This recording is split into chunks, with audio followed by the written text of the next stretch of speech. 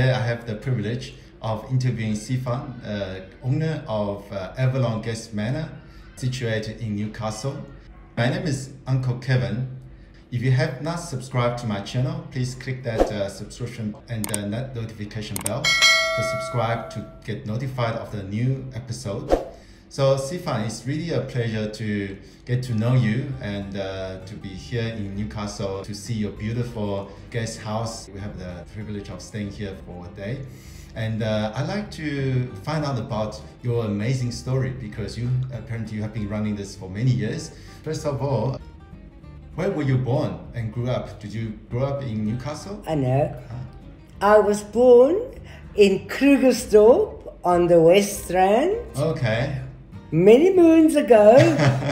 I was born in 1950, so I'm going to be 71. Wow. In October. Yeah. I grew up in a lovely, very lovable Christian home. After I finished matric, I went to Potchefstroom, where I teachers training college, completed my studies. Then later I got married. I've got 2 children. My son is 48, Yes. and my daughter is 44. I very soon decided that I'm definitely not for teaching. Okay. And entered, first of all, I worked in the bank, in the financial industry. Okay. And I worked in Krugersdorp and then married, and my husband got transferred to Pretoria. We had some lovely years there. But then in 1980, end of 1980, we got transferred from Pretoria to Newcastle for my husband on a promotion in his financial company that he was working on. That was a lovely, lovely, lovely time here in Newcastle, and we very soon got involved very much in the community. My son, when he was finished his primary school days, he went on to Maritzburg College, and that was a real wonderful privilege for us. But at that time, unfortunately, we got divorced. But it was not an ugly divorce, it was a well-respected divorce, and we went on, still all in the interest of our children. And that's the biggest lesson I can today say to anybody going through a divorce. Don't have arguments and don't have animosity because you are still the parents of the 2 children you've got. So at that time, did both of you continue to look after your children, or was it like maybe just your responsibility? No, I got the custody, but my husband was very much there in supporting and being there for the children. So we shared holidays and they spent weekends with me. My son was at boarding school in Pietermaritzburg, and my daughter then also went to Pietermaritzburg Girls High. At that point, I really prayed to God, and I said, "Dear Lord, help me now to be able to find the right thing to do." Okay. Because I need to support these wonderful children. It's not their mistake that we went through this. And God brought over my path that I joined and I became involved very much in a transport company, an express transport company. Okay. It was really a walk of the most fantastic success for 26 years.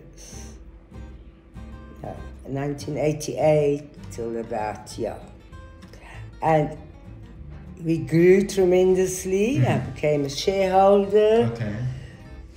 And it was just a wonderful life. I traveled all over.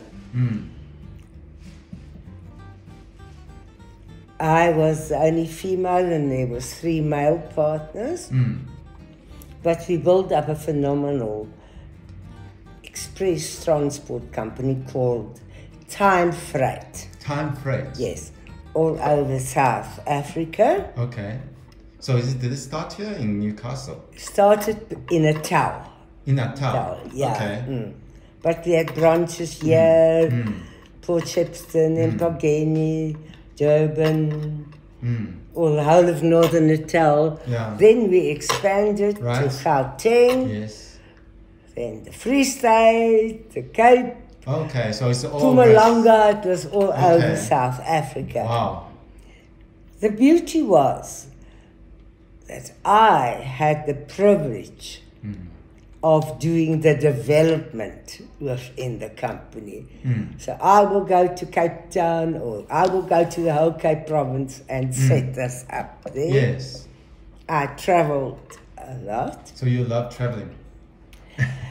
And those days it was so easy to travel. You had no fear. You know, you could leave Newcastle on a Sunday night, 12 o'clock, to Blee and Bloemfontein the next morning at 6 o'clock. Women alone, you can travel, stop halfway, put fuel in, drink a cool drink and all that, and carry on. And the next morning you in Bloemfontein at 6 o'clock, ready to be at work. Yeah.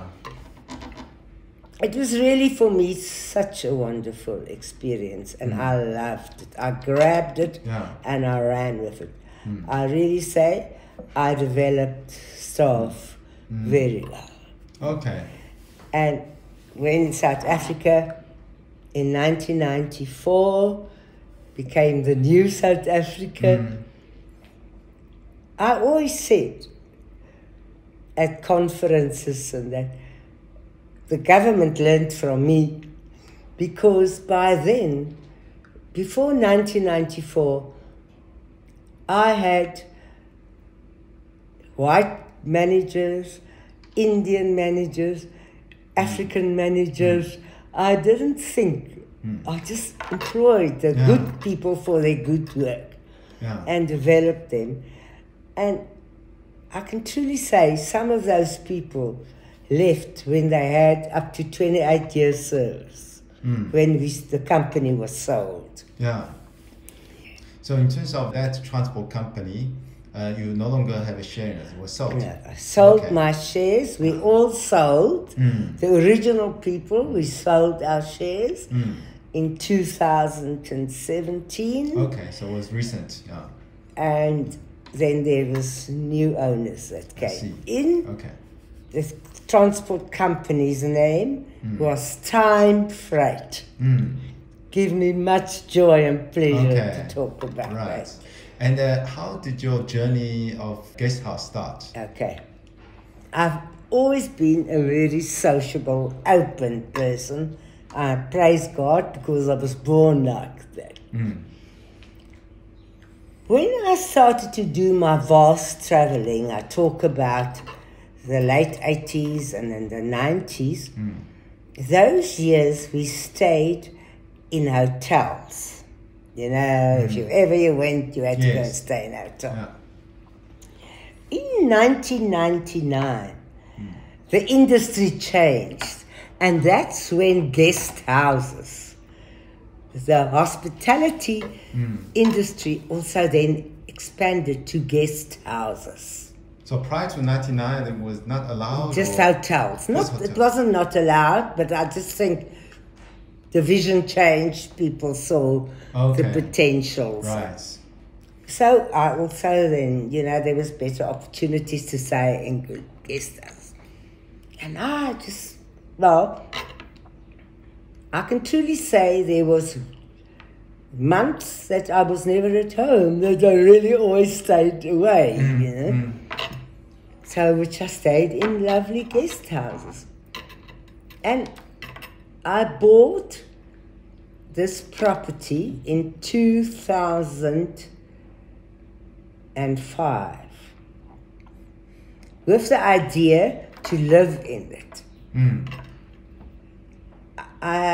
When I got in, I changed things, and I had the builder here, and we started to change. That December, I was on holiday with my children. They were now married and big, or getting married. And one morning, very early, God spoke to me on the veranda, and He said, "Don't carry on changing this for your house. Change it to become a guest house." So I thought, and did the right. I eventually, in 2006, started to change it, do the best for the guest house. Okay. I still went on with my transport company very much. My daughter and son-in-law, they just got married in 2006. Okay. And she said to me, if her husband can find a job here, work in Newcastle, she will come down, and when I open up, she will start it. She will work, help me. Okay. Which that all went. It was easy for me to find work for her husband. And we opened the doors in January the 8th, 2007. So, almost 15 years ago. Nearly 15 years ago. It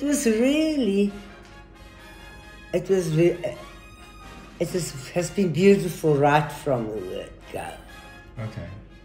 I think what was very important for me is that only the best will be good enough for me, for my guests. So you set a very high standard. Very high standard, right from the word go. I also, up to today, as you've seen in our rooms, there's a lot of detail. A lot of smaller things gets added to the rooms, all to make the guests stay as comfortable as possible. I believe in beautiful things. I love those things. Yes. And I wanted to bring my own love for the things I like out into my guest house. And from the word go, that was what I think the guests admired the most. So the guest house is essentially like an extension of your interest and love in life. Yeah. Okay. So now let's talk about paintings. I see you have many lovely paintings around the guest house. Do you buy from local artists, or how do you go about finding the paintings that speak to you? Okay, can I talk a bit back? Okay. Okay, can I tell you while we were doing the extensions and to that, I said, now can I tell you about the name? I said, this is not going to be just a normal name. We must find a very nice, exquisite name for this guest house. Okay. I didn't want to be just a little housey there or funny names. Yes. So, my daughter did a lot of research, and we came in the 1700s. There was a king in France. King in France, okay. And he had his own island where he went to if he wanted to relax or things. And he said, he called it Avalon Guest Manor. Oh, okay. He said it was his place for retreat. And that's how we started, because we saw Avalon as a place of retreat. I love, yes, I said to you, nothing is good enough, and I love art. And I went to various art galleries, which I bought art, and I also buy a lot of local art. We are very privileged in Newcastle to have a few lovely artists. Yeah. Okay. So I support them as much as possible for me. I want every room to have a real lovely art piece in, like all over the building. There is just lovely art pieces. Yeah. Yes, it's giving back to the building, to the guests, a nice art piece. Wow, lovely. So, how many staff do you have? Okay, I've got a total of 16 staff members, including myself. And I can really say it's so tremendous that some of these staff, there's 4 of them that started with me when we opened the doors in January 2007. They're still with me. So the shortest staff member today, shortest in time, started in 2014. So we've got a very, very lovely, committed team. Understand one another. My staff has also got to be multitasked. So they're not just there to do the washing, or not just there to do the ironing. They must. So they all know what is expected from them for the best experience for our guests. And do you train them yourselves, or do you send them to on training They courses? all get trained on site, because we know what we want for them. And they get trained, and we supervise them. I'm not the easy person. I like things. You pay attention to detail. Detail is very important.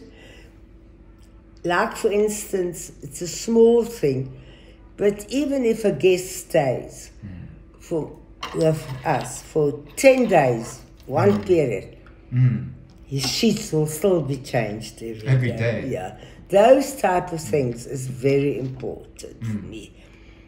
And we do checks, myself or the manager or the one administrative lady. We all go and we check the rooms. Daily? Every day, after they've been cleaned. Yes. Just 2 pairs of eyes is better than one. Okay. So we can together make sure before, and yes, I'm not scared to show them on the mistakes. And I expect them to then improve, not to make that mistake again. Yeah.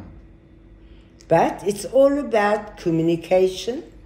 It's all about talking to them. Thanks for watching. Thumbs up if you like this episode, and share it with your friends.